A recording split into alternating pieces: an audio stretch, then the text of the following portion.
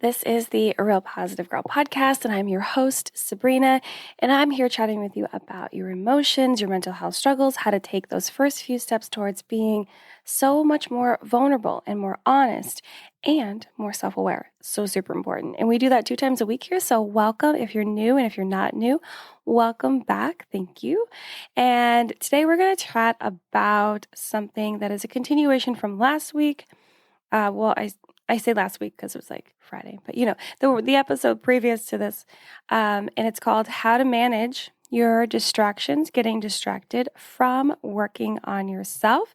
But before we do that, let me ask you a question.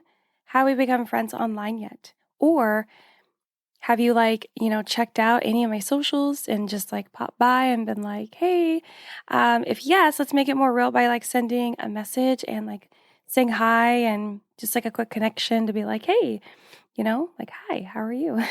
Just to kind of be friends and give a hi, hello. And if not, I encourage you to just check down.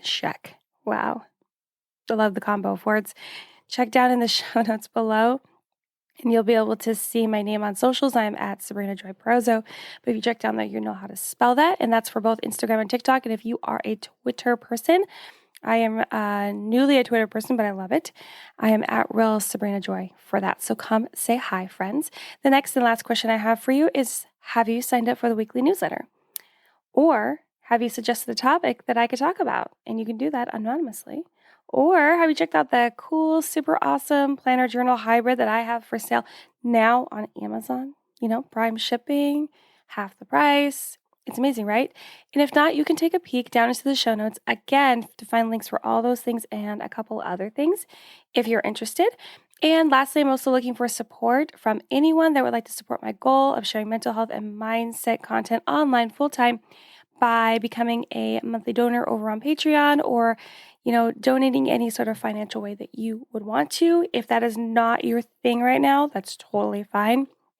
The best way to support me right now without spending any money and basically no time is sharing the show and popping up a review on, I think, Apple. And I don't know if Spotify does reviews, but I know you can do the stars on Spotify and still rate it. So do that. I would really super appreciate it. Let's, go and talk about what we're actually here to talk about, how to manage your distractions. And you can check out all that stuff later in the show notes. I eventually realized that minimizing distractions for me, when I really thought about it, managing and minimizing them, managing how many were, felt very overwhelming in my life, and then minimizing them and try to cut back on them had a lot to do with setting up personal boundaries.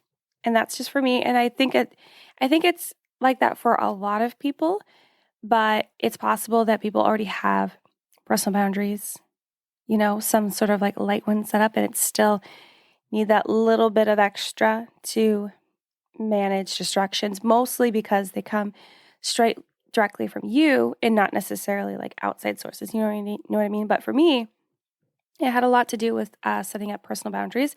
And this had a lot to do with failing to get time to focus when I asked for it from other people, hey, listen, I got to do this. I can't really be doing anything else. And also not understanding that inanimate objects can also be distractions. I never really deeply thought about that for the longest time, that, TVs and dirty kitchens and unorganized desks, and searching online for something I really don't need are all distractions. Did you know that? Did you know that finally dusting underneath your bed after 2 years of not doing it, that is a distraction? Just one that I chose, Even emotions like stress and anxiety can be distractions because it's leading you away from focusing on the thing that should be the priority, and it's not being allowed to be the priority because you are focusing on something else, And in the previous episode, the one that came out right before this, we spoke about why we get distracted and getting a better understanding of that. And I absolutely 110%, of course, recommend listening to that episode too, because it will be beneficial in knowing where this mindset and behaviors originate. It's always helpful. I double down on this all the time. It's always helpful to know the why behind our behaviors and thought processes, because it's easier to identify like those fail points that you might still have ingrained in you, like the influences that you have over your life, and then like the excuses. Like, let's just be real, the excuses to work on or avoid in the future, right? So if you're just like, okay, why did this develop? Why is this here? Why is this a struggle for me? Okay, well, these are some things to look out for, because despite like creating a plan to manage things or cut back on things or whatever you want to do with your struggles and the things that you're dealing with in your life, like your past, like the way that it crept into your life the first time, that could like circle back and happen again if you aren't like aware that that's how it came into your life. Do you understand? You know, because it's like, yeah, you've set up this whole new system with achieving these goals and becoming your best self. But if you weren't able to take the time to really identify, like, okay, well, how did this come to be? Right. And then, having that information to be aware of as well, of how it could, again, become more of a struggle than something that you are like overcome, or not really overcome. I hate that word. I don't know why. Moved forward from and learned so much from. Do you understand? I think you get it. You get it. So we all know that, but anyway, yeah, check out that episode. It's a good one. But we all know that distractions just like get in our way of completing like whatever needs to get done. But despite knowing this, we still allow distractions to like take us away from whatever is like highest priority at the moment. And you could like literally make a list or not, and just like in your mind be like, okay, this needs to happen. And then we're like, okay, we need to not get distracted. And then you literally can come up with a list of 10 things where it's like, well, probably should do this instead. And, I think some of you might even be thinking that, well, Sabrina, those things that the priority list just changed. And I'm like, I don't believe you. I mean, sometimes the priority list can change if like an emergency comes up, or you realize that something actually is more important to figure out sooner than later. But I would say more often than not, it's not just like all of a sudden you're like, well, yeah, I really needed to deep clean the cabinets in my kitchen instead of, finishing this project or turning in that form or whatever, or shopping for this because this event is coming up and it's super duper important and things sell out. You know what I mean? And so if you were just trying to like lie to yourself and make up excuses that, oh, well, priorities changed, I really encourage you, like, we're real here. If you're new, I'm just real and raw and honest, because that is what is going to help you grow and become your best self and be able to overcome these struggles. Not overcome. Sorry. Oh, that word's so caught in there. I don't like overcome because it means it feels so finite. And I don't think that any of our struggles are finite. I think that they can still creep back and kind of like try to poke at us, but we have developed the skills and ability to, push past it, learn from those experiences, and keep it moving, You know what I mean? So don't come at me with those excuses. You really need to evaluate them for yourself and be like, is this really how I want to live my life? Full of excuses and just making crap up for why I can't just, figure out how to get it together. I'm just saying. So, but yeah, we still allow these like distractions to just like get in the way of our highest priority stuff. And, these distractions could be like our family, our friends, random wandering thoughts, socials. Like I said, it could be high emotions like stress, anxiety, or anything we suddenly find to do in the moment because we are putting off what we know needs to happen. And that would be like all the random chores and random things that we just all of a sudden figure out, oh yeah, we need to do that instead of, it'd be like for me, instead of writing the podcast, I'm going to go and like dust all the shelves in my office and then redecorate like the one behind me for Easter, the next upcoming holiday. Well, minus St. Patrick's Day, but I don't have any St. Patrick's Day decor, so I'm sorry. And then also let me go ahead and just reorganize the bin system that keeps all like the backstock for our company's welcome boxes, and just random crap that really doesn't need to be done. And it's fine. That can just be done in another cleaning time. And just really finding a reason to procrastinate, because I feel like procrastination and distractions, they go hand in hand. They're like almost best friends. So today specifically, because we all understand like how distractions work. Today we are specifically talking about getting distracted from taking care of our mental health and our mindset, actually focusing in on ourselves, administering some self-care, some focus, some understanding on how we need to take care of ourselves, how we need to fill our own cup, how we need to be prepared so that if we want to continue to pour out and help other people, we actually have the resources to do so. We're not just like bone dry and going to burn out super quick. And, allowing distractions into our lives isn't too different regardless of like what we are getting distracted from. So, how we're talking about mental health and mindset, versus like getting distracted from work versus getting distracted from focusing on anything else, right? It's kind of all the same, but the strategy we use will have a few different focuses that relate more to mental health than just getting work done. So that's why it's something very specific I wanted to speak on. And I think that regardless of this being more about mental health and mindset, you'll still find helpful pieces for distraction, like managing distractions in your life, like as a whole, and so it's still overall helpful. But before we get into that, really quick, I want to mention that being distracted is totally normal. Like it's completely normal. It is not something that's like, oh my gosh, I can't believe you got distracted. Like, no one's going to say that. And if they do say that, they're being a hypocrite because we know that they've gotten distracted too. Like, they have to. They have to. It's totally normal. We can't always be in total focus on everything we do. We just can't, right? We're not perfect. No one is perfect. So no one's perfect except for Jesus. So we just need to understand that we are imperfect beings and that's going to happen. Okay? Sometimes it's helpful to have a distraction, to give ourselves a chance to like reset our mind and our bodies and take a break from things that we are like too dialed into. When you just get like going on something, but you like spend so much time in it and you need to take a break. And sometimes a distraction will just pop up at that perfect time where it's like, okay, great. Yeah, we'll just take a moment. We'll take a break. We'll take a breath. We'll take a beat. This will be really, really helpful. And this could still apply, like this example of, needing a distraction coming along at a really great time to take a break could still apply to mental health because we might be too focused on working on ourselves in one specific way and welcome the distraction of moving on to something else and like getting shaken up a bit to even try new things, because if we're so focused on like journaling, and that's all we do it every day, and we're just like so dialed into that, but then we have a distraction that pops up and we're like, oh, wow, like journaling, this is all I've been doing. Maybe I should try something else. Maybe I should try like stretching or meditation, yoga. Maybe that'll help like really like create that Zen mentality that maybe we're going for with the journaling. And it's just like something like that where it just pulls you away for a second and you kind of have a widened perspective because you're so zoomed in on what you're doing. So, just know that distractions are perfectly normal and healthy.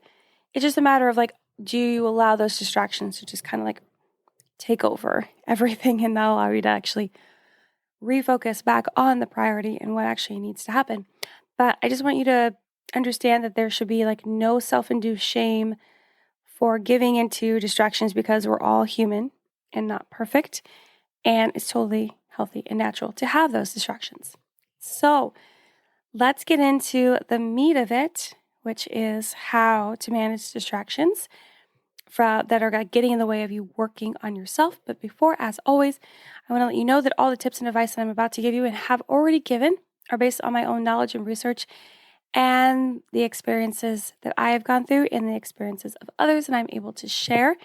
If you feel like none of this like really aligns with you, is helpful for you, that's totally fine because like not everything's going to work for everyone. I like totally believe in that, and it's a fair thing to say. I would encourage you to speak with a therapist or a counselor and have that one-on-one time to figure out what would best align with you in regards to figuring out like how to manage distractions that are getting in the way of you working on yourself and your mental health and your mindset. If you don't want to do that, I encourage you to go to our best friend Google and type in like managing distractions from working on yourself, other that get in the way of working on yourself, whatever keywords you'd like to type in and pop in.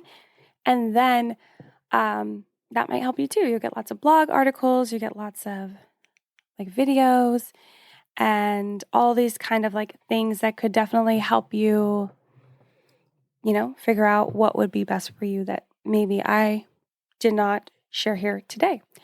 Okay, so I want to apologize now in advance if my voice starts to go out more than it already is. I think I might have gotten sick on the work trip that I just returned from.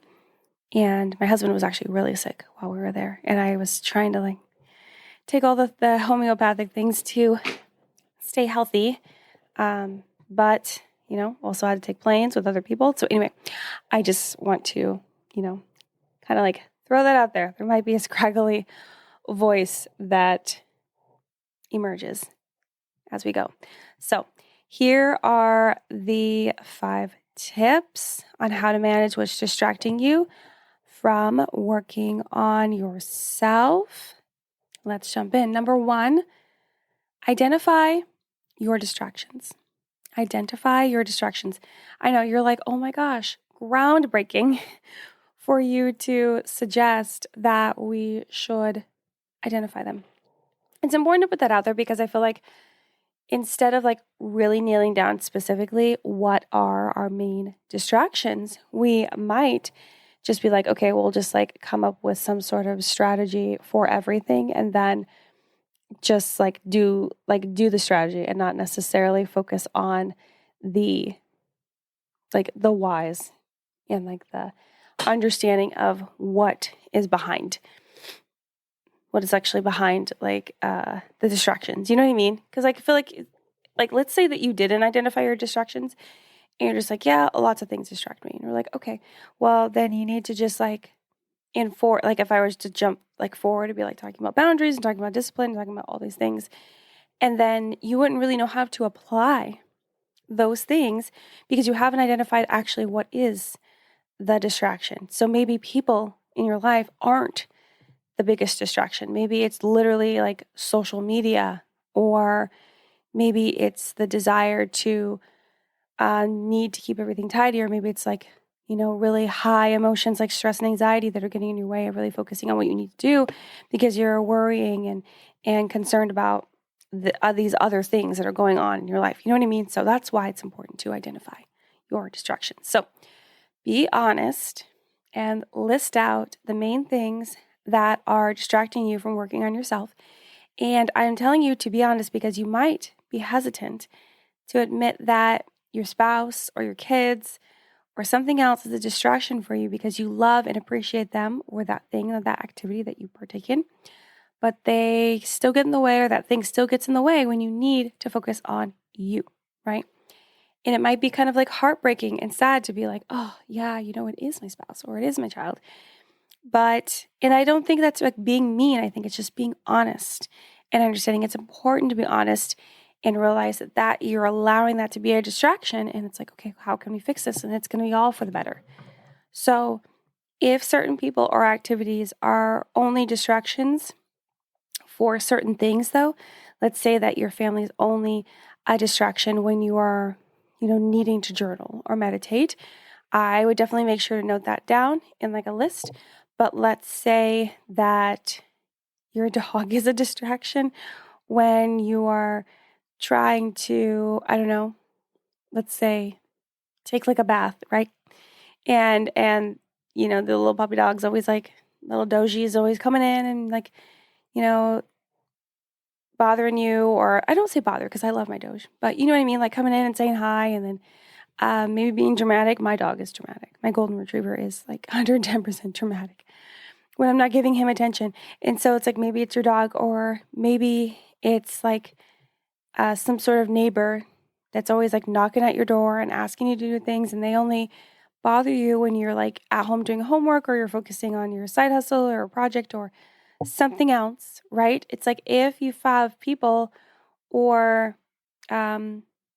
activities that cause a distraction only for certain things, make sure you note that down when you write down all of your distractions. And so some quick examples of distractions in your life would be, again, social media, friends, family, chores, requests from others, wandering thoughts, high emotions, things like that, just to kind of have an idea. So identify your distractions. I recommend that you write an actual list. Now, it could be written down on like a notepad, but it also could be written down in a notes app on your phone. Don't forget that if you're afraid that someone will find that list, you can lock the list. And so, you don't have to have that out in the open. That's up to you and how much you want to share with everyone in your life. But yeah, identify the distractions, actually write them down. Number 2, and again, we're talking more, you're welcome to write a whole list of like distractions for everything in your life. But again, we're talking more like who gets in the way of you, doing things that are helping your mental health and mindset. So maybe it's journaling. Maybe it's like self-care days where you take a bath or you take a walk or you read a really good book. Maybe it's when you're doing therapy online at home or when you actually have to go to a therapy appointment in person. Maybe it's when you need to go to a different doctor visit. Whatever it is, maybe it's when you have like accountability time with people, whether they come over or you do it online, over the phone, whatever it is. You know what I mean? Like, so kind of like think in that realm. Number 2, create and enforce personal boundaries. So make sure that you establish personal boundaries with others and with yourself. Maybe you weren't expecting that coming, but I had to add it in. With yourself, it's super important. So with others, you want to make sure that you don't commit to things you don't have time for. That seems so simple, but even I struggle with that, where you just like commit to things, or like you think you have time and then you haven't really thought about it, which we should all think about it before we commit to things, and think like, oh yeah, we'll fit it in, we'll make it work. That's like the common thing, at least that I hear. And then it's like so overly difficult and you just like regret the whole conversation together. So yeah, you want to make sure that you're not committing to things that you don't have time for and things won't be beneficial to your mental health. So if they're trying to get you to go to a party with a bunch of people that are struggling with something that you used to struggle with, and you want to stay away from that, that might not be your scene. That might be something that's just like, it's a hard no, right? Or maybe it's just like attending an event where someone there is just like not good for you. You just feel like it's like a toxic interaction. Say no that. Maybe it's something else, some other sort of trigger that happens when you go somewhere or you do something. It's just not beneficial for your mental health. And even if it's just like a temporary time, because later down the line, you could just have spent so much time healing from this thing that it doesn't bother you as much. That definitely can happen. It is amazing.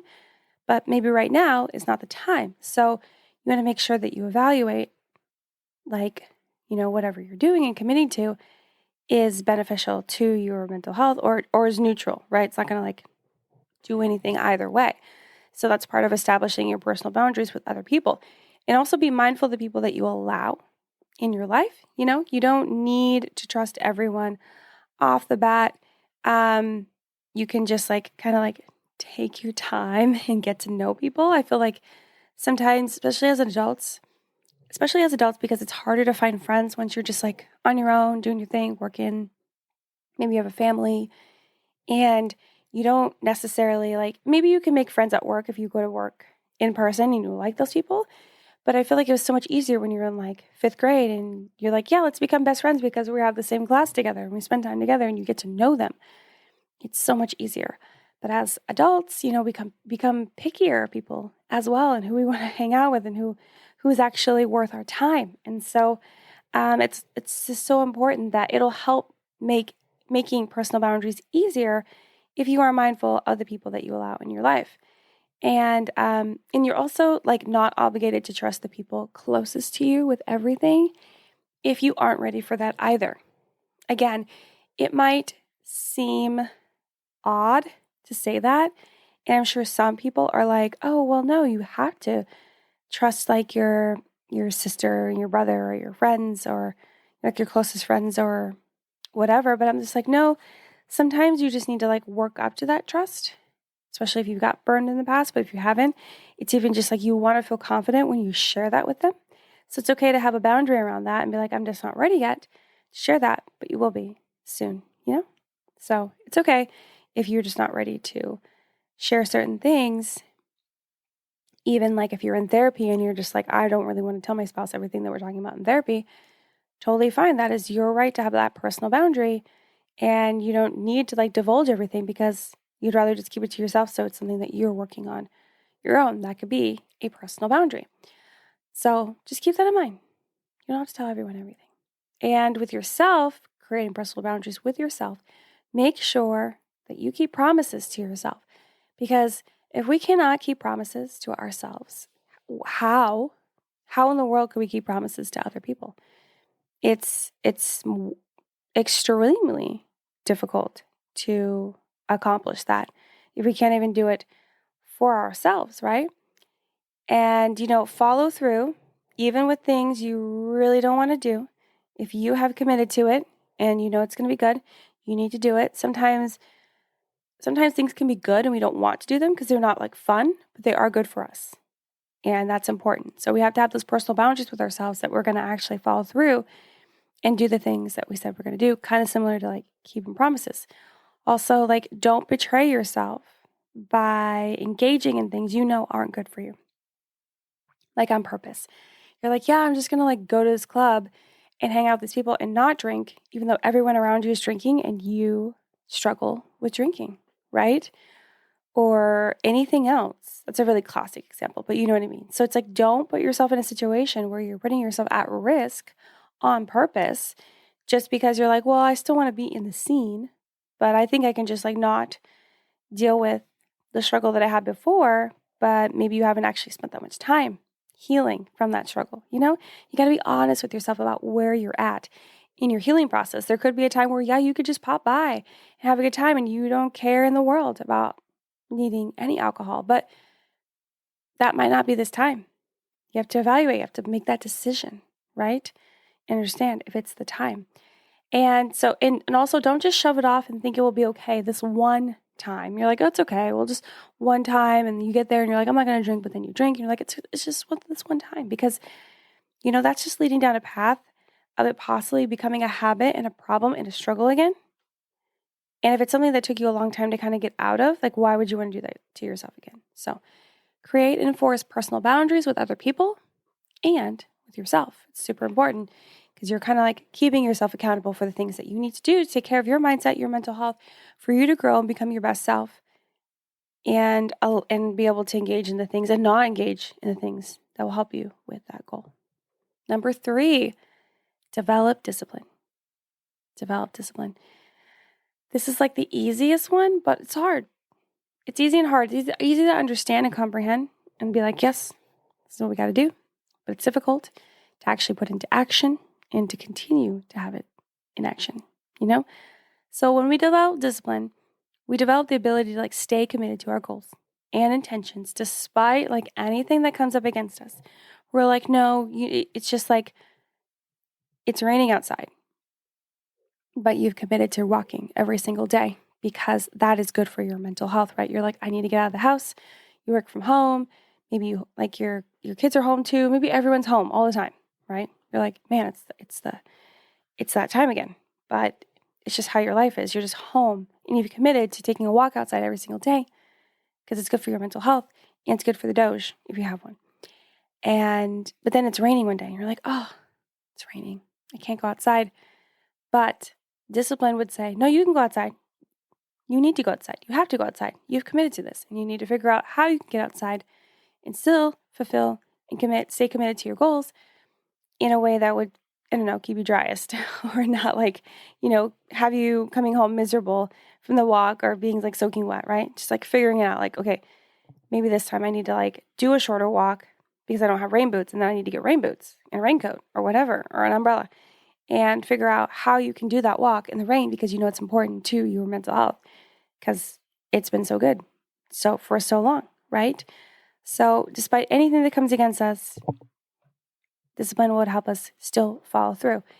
And, we make better decisions on what our priorities should be and are more intentional with the choices that we make and are able to stay more focused when we develop and strengthen our discipline for like anything in life, not just mental health and mindset, but it is very helpful in that when like the things and the practices that we take up to better ourselves and help us to heal and become stronger. So with discipline, we are more likely to prioritize self-care and everything we need to do to address our mindset and our mental health growth because we have committed to doing those things. It's just like for me, I've committed to going to therapy every single week. I'm disciplined in going to it and not just like randomly canceling because maybe that week was like very overwhelming or whatever the reason would be, right? I'm committed to doing that thing. Discipline could always also be on something that doesn't feel like it's contributing to mental health and mindset. But for me, I'm currently on like an elimination diet and I've had pretty good discipline. I would say on this business trip, it wasn't totally dialed in, but that was mostly because it's like I either eat something that has like a little bit of something I'm not supposed to eat or I don't eat at all. And that was really tough for me, the whole experience. So sometimes, we're not perfect. We're going to figure it out. But I would say the majority of my discipline has been like on point of not eating the things that I'm not supposed to eat so we can figure out how my body can feel better, which actually does contribute to my mental health and my mindset and feeling good and not feeling like crap and not having all that inflammation take over my body, which is part of the reason why I'm doing the elimination diet. And it does affect my mindset and how I'm thinking and how I'm feeling. So, really just have to like think about how important is it to us to feel better, to be stronger, to heal, and then how easy it is to just commit to discipline and then follow it through and know that it's worth it.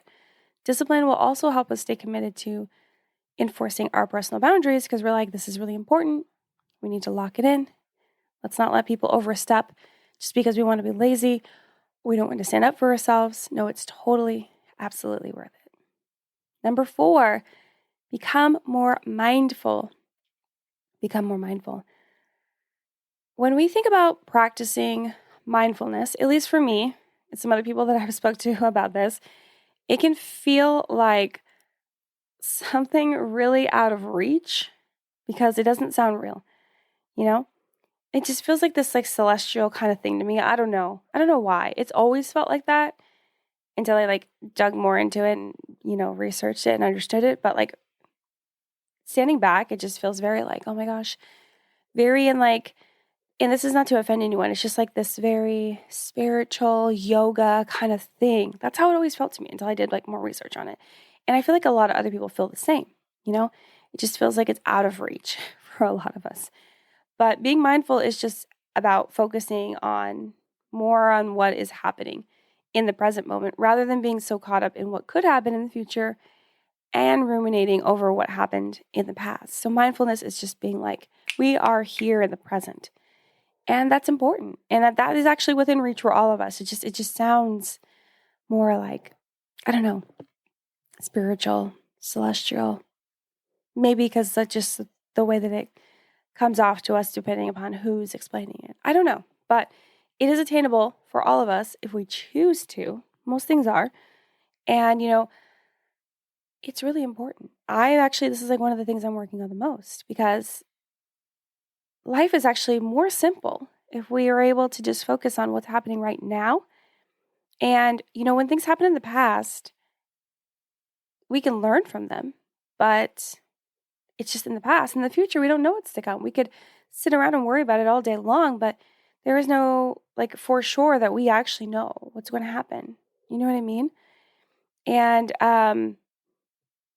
yeah, it's just like I kind of wish that I had, like, figured out mindfulness a lot sooner in life because I feel like my life would have felt better and more content. But, here we are. I'm finally here. And I'm saying that too, if that's how you feel as well. But I always want to like remind people that there is no reason to focus so hard on the past because there's nothing we can do to change what happened. It has happened. It's there. It's in the past. We can learn from it, but there's nothing we can do about it. It's already happened. We can only grow from our experiences and use that knowledge to move forward. That's all we can do. That's all we can do. It's important that we just realize that, accept it, and move on forward. Keep it going.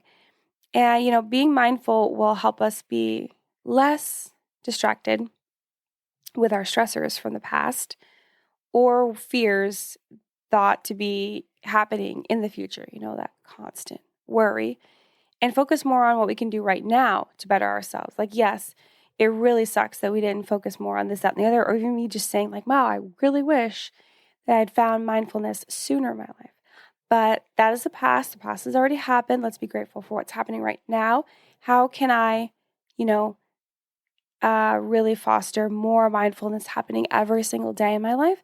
That's what you should be working on, or not how only focusing on the present, which mindfulness isn't only focusing on the present. You can still like think about the future and the past, but it's like, it's your primary focus because it's happening right now.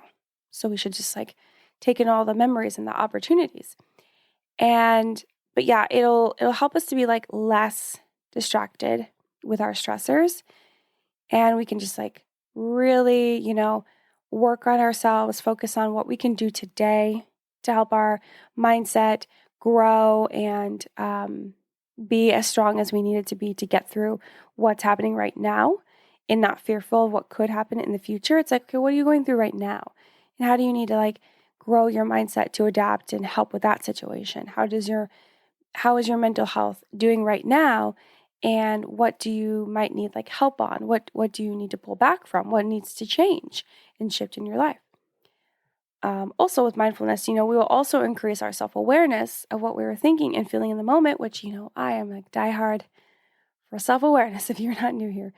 But yeah, we'll also increase that in the feeling in the moment and taking time to understand what that means for us, what is going on. And also, we can learn to see patterns in when we are more likely to become distracted because it's happened before. And so as we're becoming more self-aware of like, oh my gosh, in the past, I have felt this way right before I started to feel very like overwhelmed, or I was starting to like allow distractions in my life to take over, or I felt like things were just going too much. So I stopped focusing on myself, like those kind of things. So getting dialed into those patterns that happen in your life, that will happen more when you become more mindful. You're focusing on what's happening now. You're focusing on your thoughts, behaviors, actions, choices. And you're like, oh my gosh, well, why am I making that choice? And I'm better understanding that, oh my gosh, okay, this happens all the time. It's just like, oh, this beautiful flow. And that's one of the reasons why I like to talk about self-awareness all the time. But yeah, so we can learn to see patterns. And, when we are more likely to become distracted before it's happened, and then create a plan to avoid that outcome as much as possible, allowing ourselves to just like give into distraction and then get back to what we need to do. Focusing on ourselves, helping ourselves, getting on that healing journey. You know what I mean? And number 5, the last one I have to share with you today is seek accountability. Seek accountability. Normally at the end of a list like this, and not necessarily with me, but in general, if you were to do some research online, we talked about like getting support. Getting support is helpful, and it's generally like pointed towards like getting a counselor or a therapist, which I am on board for 125%. Yeah, do that. It's amazing. Or friends and family, people that are there to support you. Now, I want to highlight specifically seeking accountability because in my life, I've now had accountability for a year, and it's been great. And it's been really, really great. Better than I expected.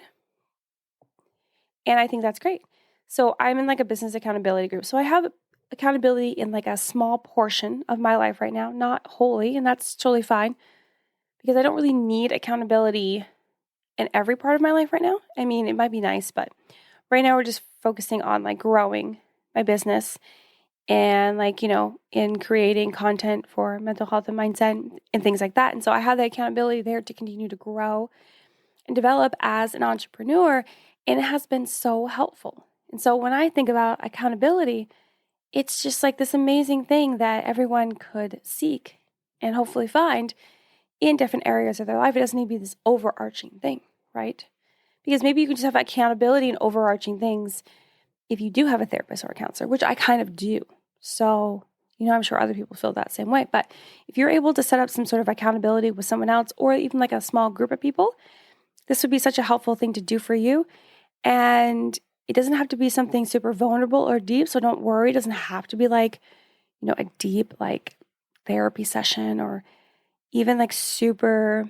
I've never personally been to one, but I've heard that if you go to like Alcoholics Anonymous meeting, it can get very deep. I don't even think it needs to be that deep where you're sharing like such dark things. It doesn't have to. It could be if that's what you're fine with, but it doesn't have to. You could just meet with others that are also focusing on just strengthening discipline or not allowing distractions to get the best of them in general.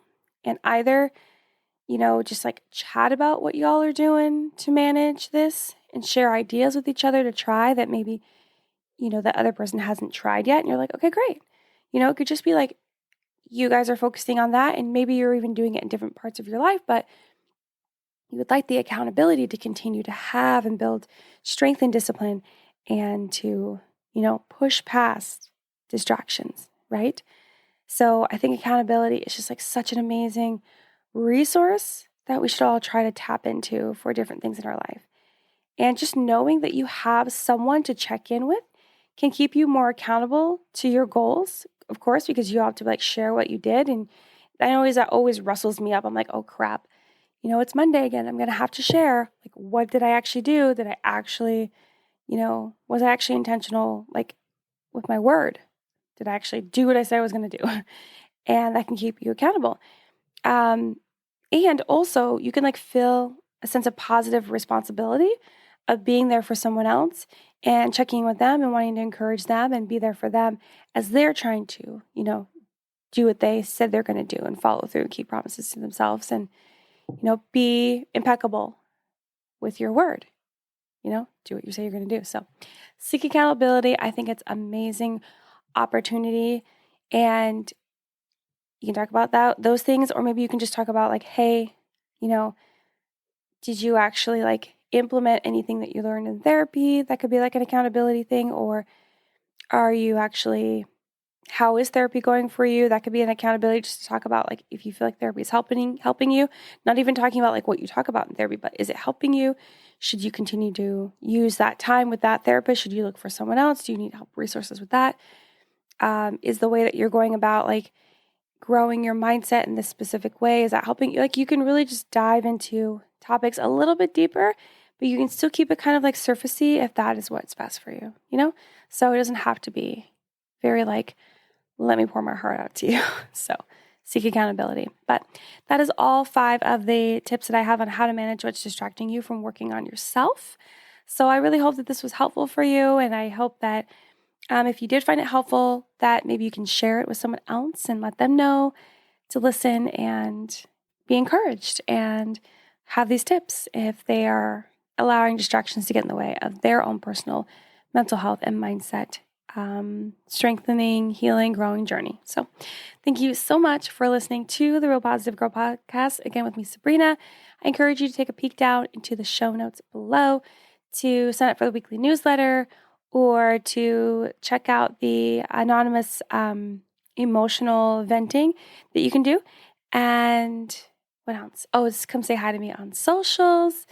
Check out anything I have for sale, which is just the planner, all those kind of things. I'll let you figure it out.